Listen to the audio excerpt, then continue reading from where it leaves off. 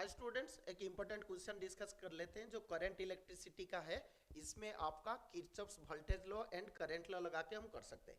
ये एक देखो नेटवर्क दिया हुआ है ऑफ रेजिस्टर्स। कितना रेजिस्टर्स है? टोटल 12 रेजिस्टर्स है और ये क्यूब में है तो इसका 12 साइड है तो 12 रेजिस्टर्स है। अब इसमें हमने क्या किया, जो क्वेश्चन आपका दिया हुआ है उसमें ये बैटरी आपका लगा हुआ है। तो बैटरी से जब करंट जा रहा है तो सपोज हमने 3i ले लिया, क्योंकि 3 डिवीजन हो रहा था तो थोड़ा इजी हो जाएगा, इसलिए हमने इसको 3i लिया। ये सारे मार्किंग आपका दिया हुआ है। कभी कभी बोर्ड का जो एग्जाम पेपर होगा उसमें शायद करंट नहीं दिया होगा, तो आप इसको एज्यूम लेके ना, जैसे 6i भी ले सकते हो तो 2i 2i 2i हो जाएगा, फिर जंक्शन में डिवाइड हो जाएगा। और इधर आसान इसलिए है क्योंकि ये रेसिस्टेंस का वैल्यू सेम है, तो जहां पे भी करंट डिवीजन हो रहा है वो इक्वल डिवीजन होंगे। जैसे इधर 3i आया, मैं 3i क्यों दिया है? क्योंकि 3 ब्रांचेस है तो हर ब्रांच में 1 एम्पियर जाएगा, क्योंकि ये रेसिस्टेंस सेम है। तो अभी क्या है, इस सर्किट डायग्राम में हमें जो किरचॉफ्स लॉ लगाना है, क्योंकि ये रेसिस्टेंस को और सिंप्लीफाई हम नहीं कर सकते। तो इस क्वेश्चन में आपको क्या बोला है कि आप आर इक्विवेलेंट निकालो और जो करंट है हर ब्रांच में या टोटल करंट है वो आप निकालो। ठीक है, तो इसके लिए अभी हम क्या करेंगे ना, हम पहले एक लूप को देखेंगे जो क्लोज लूप बनाएगा। तो क्लोज लूप इधर कौन बना रहा है? ये देखो, ए इधर से गया सपोज बी, फिर इधर से सी, फिर इधर से सी डैश, और आगे इधर से जाऊंगा तो क्लोज नहीं बनेगा। इधर जा सकता हूं बट ईएमएफ नहीं रहेगा, तो मैं इधर से जाना पड़ेगा। सो द लूप मेरा इधर से जाना पड़ेगा। ठीक है, इधर से जाओगे तो लूप का नाम हम लिख देते हैं। तो लूप हमारा कौन सा होगा ना, दैट विल बी योर ए। कौन सा लूप हम ले रहे हैं? A B C C dash ई ए, ये वाला लूप हम ले रहे हैं। तो इस लूप में अभी आप देखो क्या क्या हम ले सकते हैं।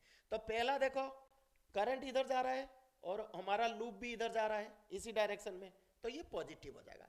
तो आई में जो पोटेंशियल ड्रॉप होगा क्या होगा? I R. सिमिलरली इधर भी देखो, करंट सेम, लूप भी सेम, तो ये कौन सा है? आई बाई टू, तो ये हो जाएगा आई बाई टू आर। प्लस इधर वाला देखो आई, तो ये भी सेम है, आई इंटू आर। और ये किसके बराबर हो जाएगा आपका? So this will be equal two year, इधर से आप आ जाओ, जैसे ई है तो ई कितना दिया हुआ है? नेगेटिव टू पॉजिटिव, तो ये प्लस में होगा। तो इसको मैं इक्वल टू टोटल जो ईएमएफ है उसको लिख देता हूँ। तो मेरा कितना होगा? इसको ऐड कर दोगे, I R I by two, two LCM ले लेना, तो ये 2i 2i 4i, ये 5i हो जाएगा।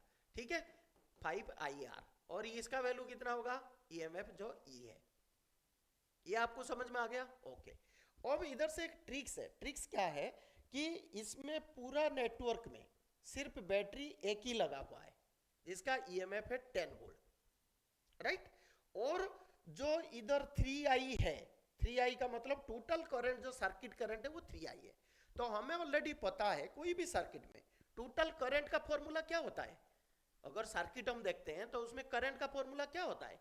Total EMF by total resistance. तो इसको मैं आर इक्विवेलेंट लिख लेता हूं, राइट। तो इधर मेरा क्या आ रहा है? 3i आ रहा है, तो मैं इसको लिख दूं 3i। तो इधर मेरा वैल्यू क्या होगा? जो ई होगा वो मेरा हो जाएगा 3IRQ।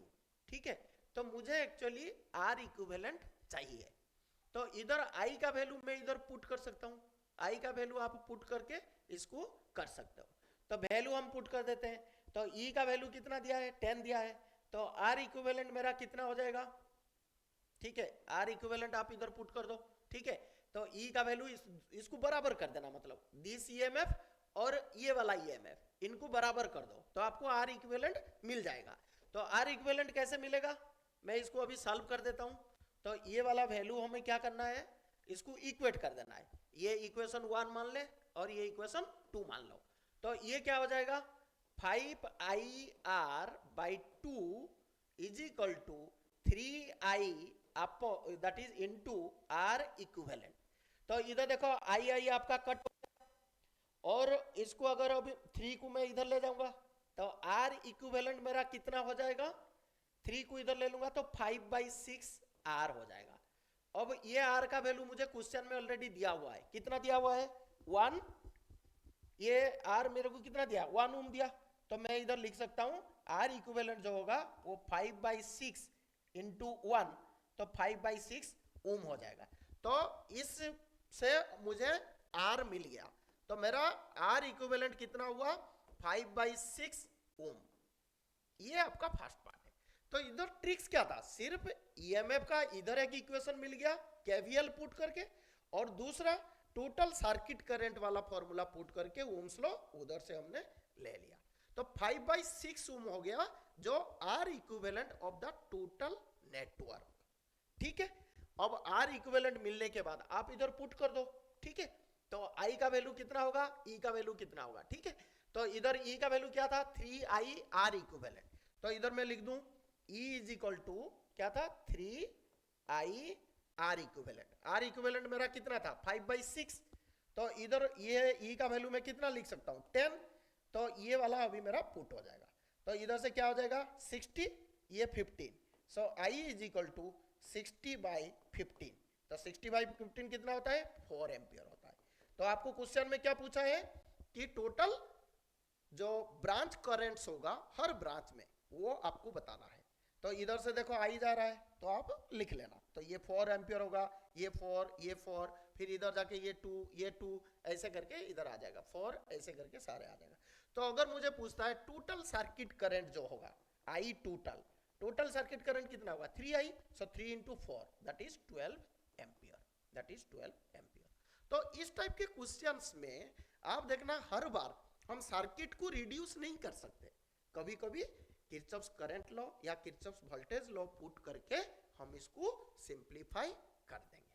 तो इधर ध्यान रखना है जो इक्वेशन 1 है और जो इक्वेशन 2 है ये दोनों ईएमएफ ही था, तो दोनों को मैंने इक्वल करके आई को कट करके R equivalent in terms of your R मैंने इधर निकाल दिया। तो आर मेरा क्या था 5/6 आर, तो ये आर इक्विवेलेंट मेरा मिल गया था, और आर का वैल्यू ऑलरेडी क्वेश्चन में 1 दिया हुआ है। So this is a very important question for your exam point of view. Thank you.